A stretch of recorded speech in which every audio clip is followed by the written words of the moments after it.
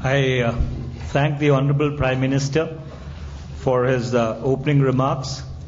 The first question would go to the Honourable Representative of the Press Trust of India, Mr. Ajay Kaul, or his colleague right there.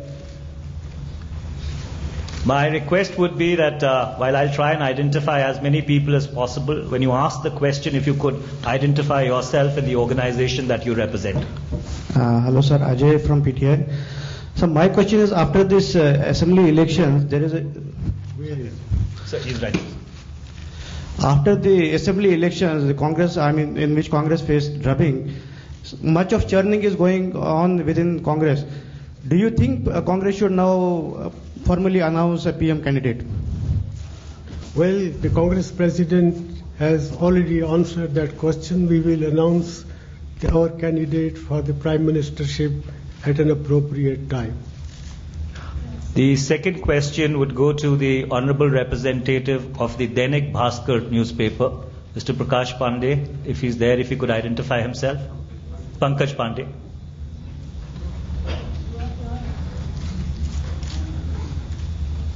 प्रधानमंत्री जी, पहले आपको बधाई। आपने कहा है कि अब नया प्रधानमंत्री होगा आपके 2 टर्म पूरा करने के लिए। आपको मेरा सवाल है कि यूपीए 1 से यूपीए 2 तक लगातार एक के बाद एक करप्शन के इश्यूज आए हैं। आपकी मिस्टर क्लीन की जो इमेज थी, आपको नहीं लगता कि आप जब कुर्सी छोड़ने को हैं तो वो इमेज दागदार हुई है और उसकी वजह से इस देश में एक नई पार्टी, आम आदमी पार्टी जैसे दल ने जन्म लिया है? Well, as far as the charges of corruption are concerned, most of these charges relate to the period of UPA 1. The coal block allocations as well as the 2G spectrum allocation, they were both in the era of the UPA 1. We went to the electorate on the basis of our performance in that period, and the people of India re-entrusted. The people of India gave us the mandate to govern for another 5 years. So whether these issues which have been raised from time to time by the media, sometimes by the CAG, sometimes by court, one must never forget that they belong to a period which was not the period of UPA 2, but period relating to previous 5 years, and the people of India entrusted us with new responsibilities, knowing full well. So the people of India do not seem to have paid heed to all these charges of corruption which are levied against me or for my party. The third question would go to the representative of the Times of India, Mr. Rajiv Deshpande. Sir, Rajiv You'll have to Deshpande. switch on the mic. Hello. Yeah. Sir, Rajiv Deshpande from Times of India. Sir, you've just said that many of these corruption cases related to UPA 1, and thereafter you return to power and you're completing your second term in office. At the same time, sir, these scandals, whether it's Commonwealth Games, 2G or coal allocations, have cost your government a great deal. So when you look back at it, were there some things that you would rather have done differently, and what would they be? Well,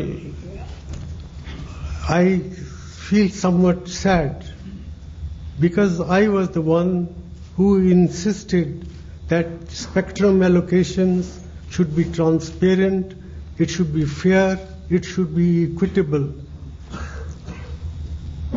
I was the one who insisted that coal block allocations should be allocated on the basis of auctions. These facts are forgotten. The opposition has a vested interest.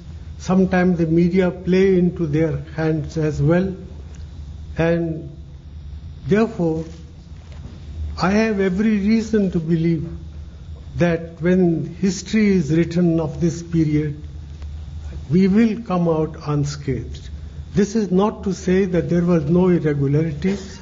There were irregularities, but the dimensions of the problems have been overstated by the media, by the CAG sometimes, and by other entities.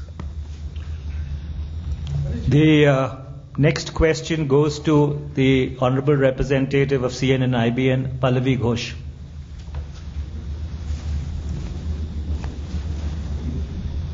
I'm Pallavi. I'm from CN and IBN. Need to switch on the mic, please. It's on. I'm Pallavi. I'm from CN and IBN, sir.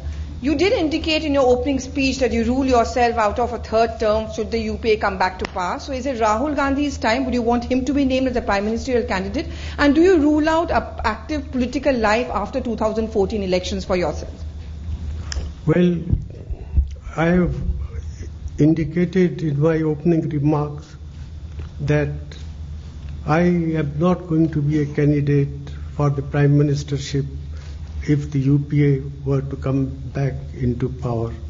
Rahul Gandhi has outstanding credentials to be nominated as the presidential candidate, and I hope our party will take that decision at an appropriate time.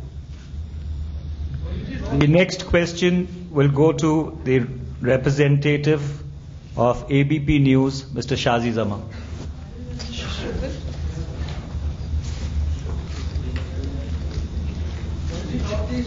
I'll come to everybody.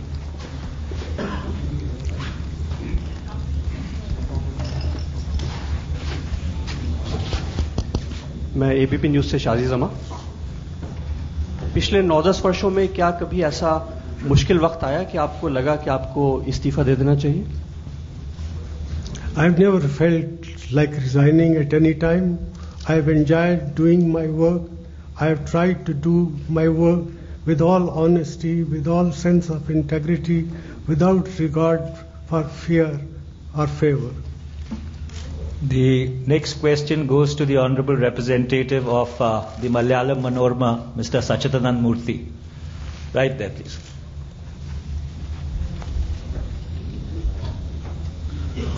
Sir, Sachidanand Murthy here. So basically looking at UPA 1 and UPA 2, UPA 1 benefited from having a common minimum program, an active coordination committee, but you jettisoned that for UPA 2. Did it come in the way because you shed very valuable allies like Trinamool and DMK? Do you think by hindsight, do you think UPA 3, if it comes to power, should have a CMP? Well, it's too early to judge the shape of things to come for UPA 3. I am confident that when the time comes, there will be enough number of people who would recognize that a coalition guided by the Congress party of the type that the UPA regime has been is something which is required, which is eminently needed to carry out the social and economic revolution that we want this country to experience, to get rid of poverty, ignorance and disease that afflict millions of people in our countries even now. The next question goes to the Honorable Representative of the Business Standard newspaper, Aditi Fadis, please.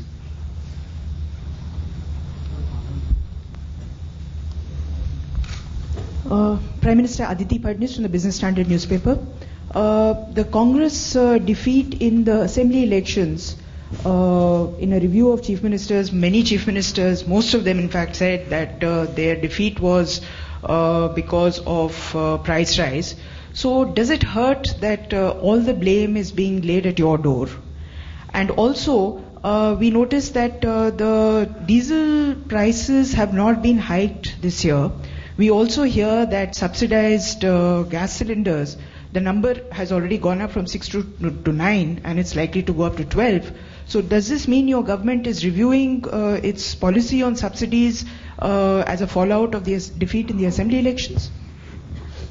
Well, what is going to happen in months to come, I would not like to speculate, certainly not in this forum.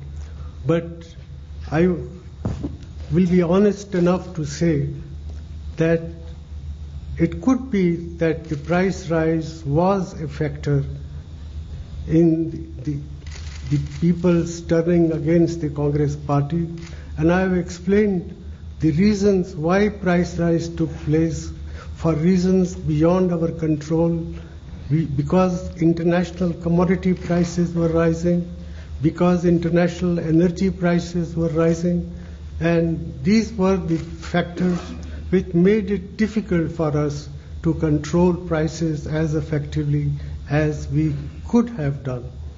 But having said that, I would also like to say that we have taken enough measures to protect the weaker sections of our economy and our society against rising prices. The public distribution system has been stabilized. Prices of public distribution food grains have not been increased since 2003. And what is more is that through instrumentalities like the Manrega, Mahatma Gandhi National Rural Employment Program, we have ensured that the rural wages earned by the agricultural laborers are indexed at the rate of inflation.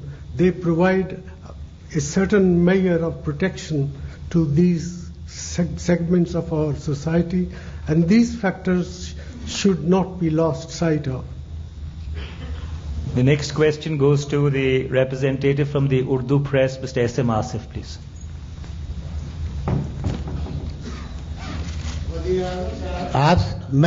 आपसे मेरा सवाल है कि Sachar committee की report पर जब manifesto आपका आया था तो आपने कहा था हम लागू करेंगे। आपने इन 5 सालों में बहुत सारी स्कीम माइनॉरिटीज के लिए दी, लेकिन ये क्या वजह है कि ये माइनॉरिटी की स्कीम आवाम तक नहीं पहुंच पाती है? हमने सच्चर कमेटी की सिफारिशों को लागू करने में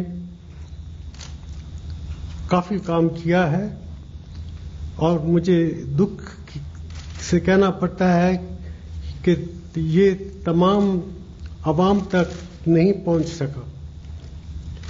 ये भी ठीक है कि कुछ ऐसी बातें हैं जो अभी करनी बाकी हैं, कुछ कोर्ट्स में पड़ी हैं, कुछ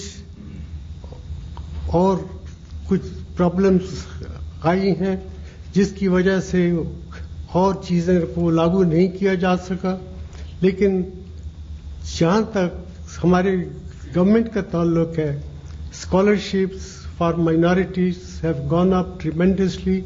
Maulana Azad fellowships have increased substantially, and the program for multidisciplinary approaches to minority concentrated districts in 90 districts of our country have been put in place. So enough has been done, but I would be the last person to say that there is no scope for doing more. The next question goes to the Honorable Representative of the Dainik Jagran newspaper, Mr. Rajkishore. Right there, please. प्रधानमंत्री जी नमस्कार, मैं राजकिशोर हूं दैनिक जागरण से। मेरा प्रश्न है, पिछले 10 वर्षों में आप पर सबसे ज्यादा चुप रहने के आरोप लगे हैं। कांग्रेस पार्टी में भी ये कहा जाता रहा कि आप सही समय पर राजनीतिक जवाब नहीं देते हैं।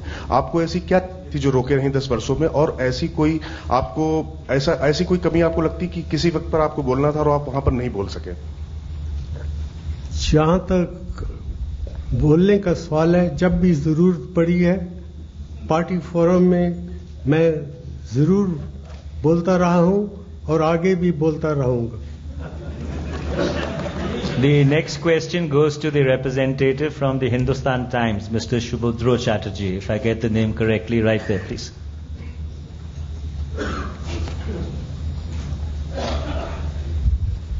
So this is Subhodro Chatterjee from Hindustan Times. Sir, with the elections due in barely 4 months, Are you still hopeful about pushing some more reforms agenda? And if so, sir, what will be your priorities? Well, reform is not an event, it is a process, and therefore, so long as we are in power, we will continue to push the cause of reform wherever there is scope for it, and if the circumstances permit to go forward. The next question goes to the Honourable Representative of the Times Now, Navika Kumar, please.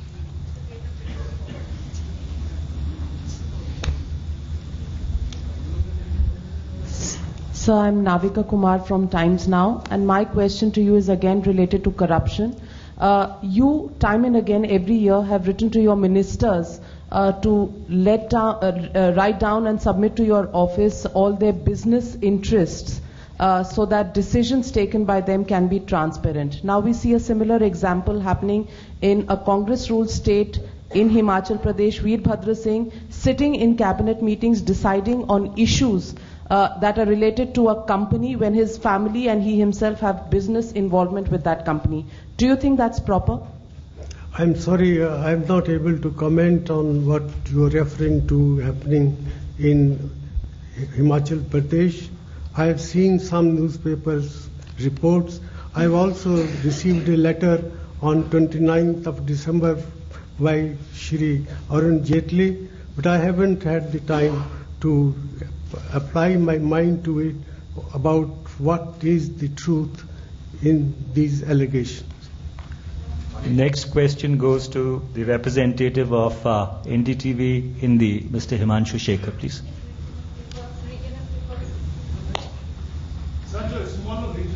Yeah, well, we will. Prime Minister, sir, I had the privilege to attend your first press conference after you became the Prime Minister. At that time, all of us had this perception that Manmohan Singh has a very clean image, a very non-political person has become the Prime Minister, an economist has become the Prime Minister with a good proven track record. 9.5 years later, how do you think an Aam Aadmi now perceives you as a politician, as a Prime Minister? Well, I am the same person as I was 9 years ago. There has been no change. I say it with all sincerity that I have tried to serve this country with utmost dedication and commitment and with utmost integrity. I have never used my office to enrich or to reward my friends or my relatives. The next question goes to the representative from the Washington Post, Rama Lakshmi, please.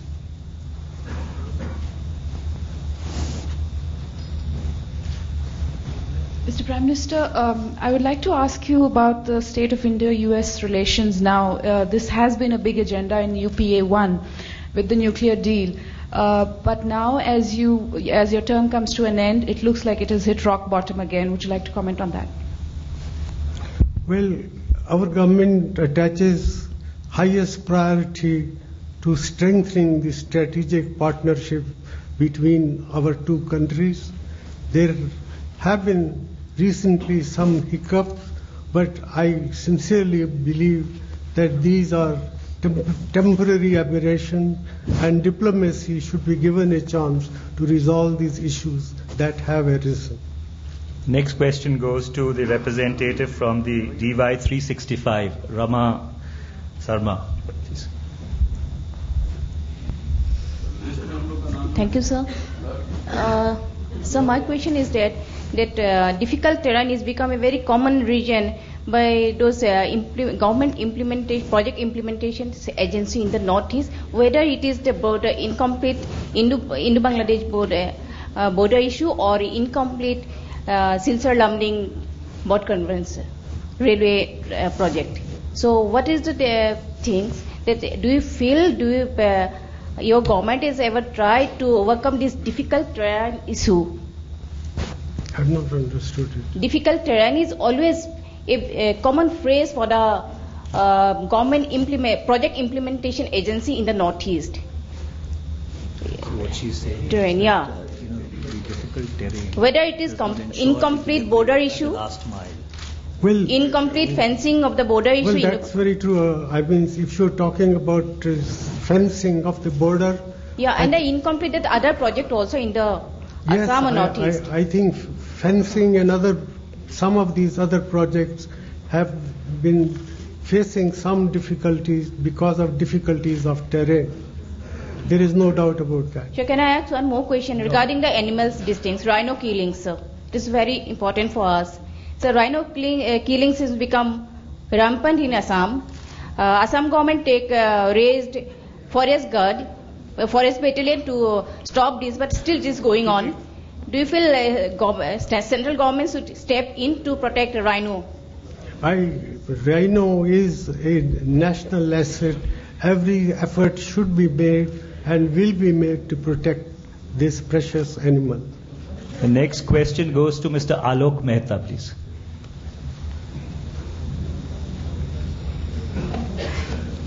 प्रधानमंत्री जी, आपने चूंकि एक बड़ा लंबा अरसा देखा है प्रधानमंत्री के रूप में भी, वित्त मंत्री के रूप में, अपोजिशन लीडर के रूप में, और अब जिस तरह से इलेक्शन हो रहे हैं, लाइक लीडर्स के नाम पर ही वोट, चुकी आपकी पार्टी भी तय कर रही कि पहले ही प्रधानमंत्री का नाम तय हो जाए, तो आपको लगता है कि हमारे सिस्टम में भी कभी मतलब पार्लियामेंट को विचार करना होगा कि कॉन्स्टिट्यूशन में चेंज करके प्रेसिडेंशियल सिस्टम होना चाहिए, ताकि गठबंधन की राजनीति में जिस तरह दिक्कतें आपको आई होंगी या दबाव आए होंगे देश के विदेश के, उससे निपटने में अगले नेतृत्व को, लीडरशिप को सुविधा हो? I haven't thought through this question in any depth, but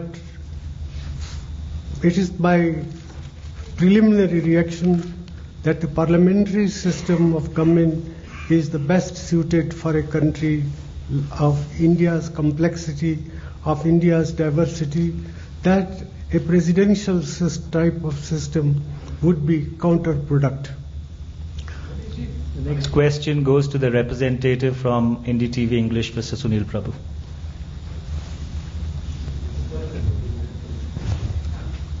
Mr. Prime Minister, sir, my question is very simple and straightforward on the issue. I know there have been a lot of questions on corruption, on various other issues, but personally for you, many will accuse you, as you said, history has to be kind and look at you and you'll come out unscathed, but many will look at you personally as being unable to actually act or rein in your own cabinet ministers. The fact that you allowed a situation to go out of hand, that you failed to act politically, which was required, and that you kept going back to a core group or to various other people but refused to act, and that is why we came to a stage where even the Supreme Court asked the Prime Minister's office and even indicted it for various acts of omission and commission. So how do you respond to that politically, and how do you see your legacy because of the failure of you to act in a Well, I honestly believe that history will be kinder to me than the contemporary media or for that matter